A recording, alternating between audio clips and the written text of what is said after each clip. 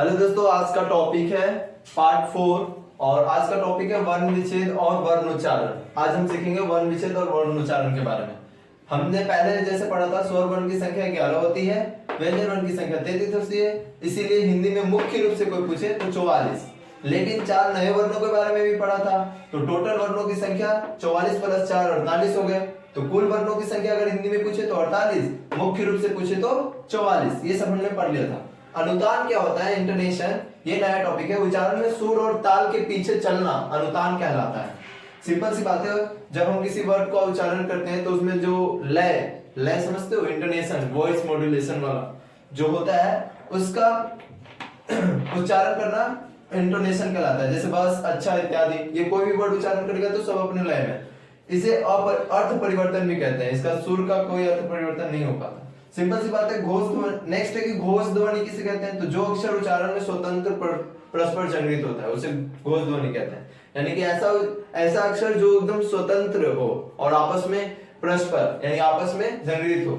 जैसे ग, ज, द, ब, य, र, ल, ब। यानी ये बस ये आपके नॉलेज के लिए लिखा हुआ है, इतना ही घोष ध्वनियां होती हैं। इसके अलावा जो भी अक्षर होते हैं वो सारे अघोष ध्वनि कहलाते हैं। अघोष, अ का मतलब नहीं। तो सिंपल सी बात है कि सिर्फ घोष याद रखिएगा, इतना ही होते हैं, इसके अलावा नहीं होते। इसके अलावा बाकी सब अघोष ध्वनियां कहलाती हैं। नेक्स्ट है न का उच्चारण कहीं कहीं, ट्वर्गी न का उच्चारण कहीं कहीं अड़ की तरह होता है। जैसे परिणाम, तो परिणाम, परिणाम, प्रणाम। तो यहाँ जो ट्वर्गी न है इसका उच्चारण अड़ की तरह भी होता है। आगत ध्वनि किसे कहते हैं? तो इसकी संख्या 4 होती है। एग्जाम में पूछता है आगत ध्वनि की संख्या कितनी होती है? 4।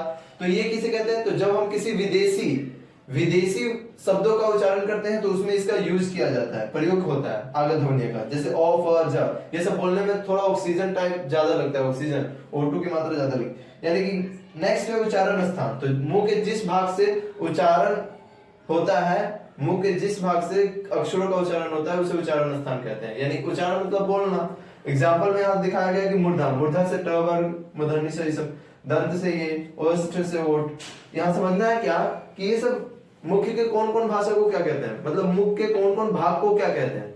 तो सिंपल सी बात है, ये आपका ओष्ठ है, ओष्ठ मतलब ओठ। ये आपका दंत है, दंत। तो ये सबसे वर्णों का उच्चारण नहीं होता, ये सब वर्णों के उच्चारण करने में मदद करते हैं। जैसे सबसे बड़ी बात, मूर्धा किसे कहते हैं? तो आपका जीभ जो है ना, जीवा, उसके जस्ट ऊपर वाले भाग को मूर्धा कहते हैं।